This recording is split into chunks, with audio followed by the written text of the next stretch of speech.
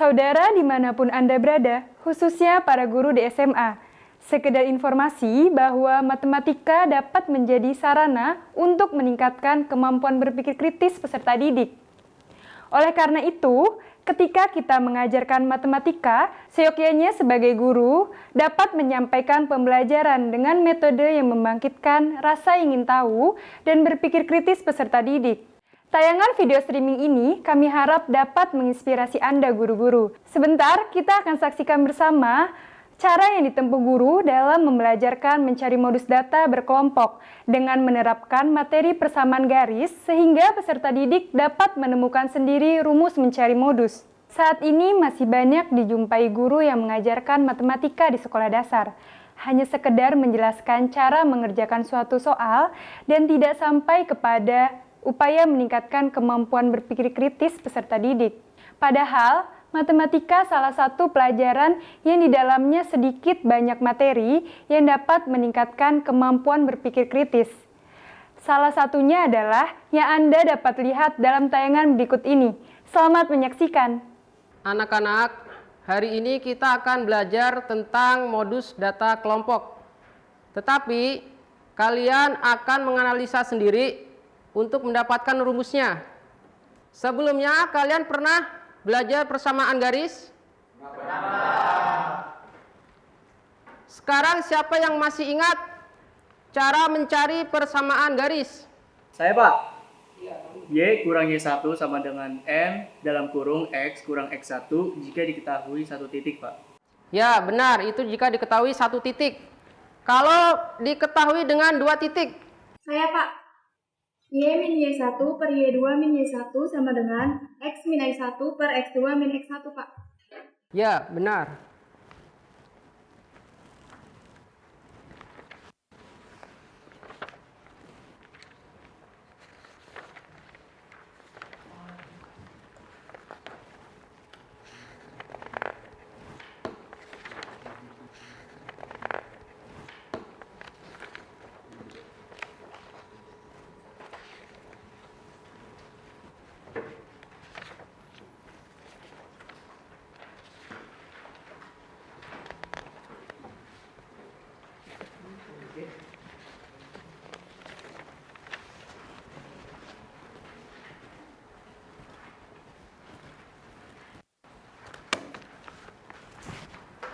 Sekarang perhatikan di papan tulis.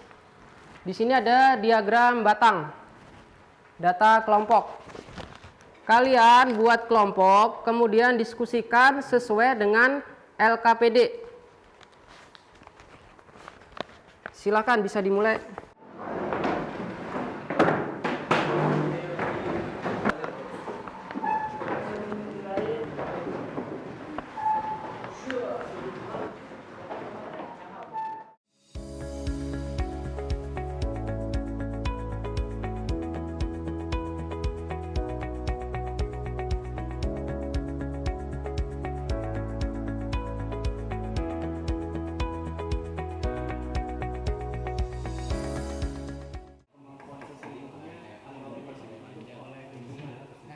Pak, saya mau nanya, Ya, silakan. bagaimana kita dapat menentukan titik-titik mana yang dapat digunakan untuk mencari modus? Ya, pertanyaan yang bagus ya. Kalian tahu modus itu apa? Pakailah titik bawah dan titik atas pada bagian diagram batang yang merupakan titik tengahnya.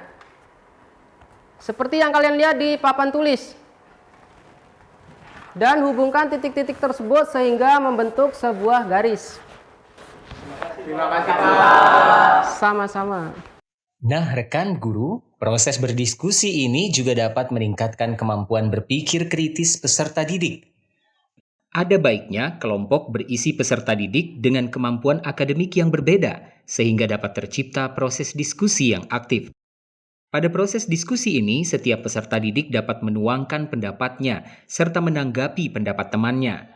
Guru bertanggung jawab untuk mengarahkan peserta didik agar mencapai tujuan yang diharapkan serta mengawasi jalannya diskusi. Setelah proses diskusi berakhir, perwakilan beberapa kelompok dapat menyampaikan hasil diskusinya di depan kelas dan peserta didik yang lain dapat menanggapi. Untuk lebih jelasnya bagaimana proses tersebut dilakukan, saksikanlah lanjutan tayangan berikut ini.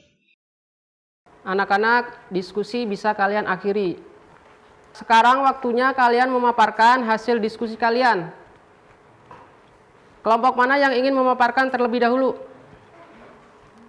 Ya, kamu. Silahkan maju, paparkan hasil diskusi kamu.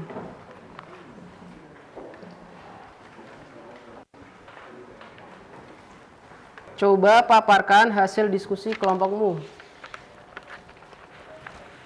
Baik, jadi di sini ada soal tentang persamaan garis.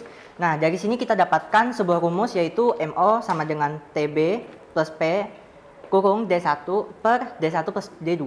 Nah, keterangan di sini adalah MO itu nilai modus, sedangkan TP itu tepian bawah, P itu panjang kelas, D1 selisih frekuensi yang mengandung modus dengan frekuensi sebelumnya, sedangkan D2 adalah selisih frekuensi yang mengandung modus dengan frekuensi setelahnya. Coba jelaskan bagaimana kamu mendapatkan rumus tersebut. Baik, jadi rumus ini didapatkan dari grafik ini. Nah, grafik ini saya paparkan dulu keterangannya.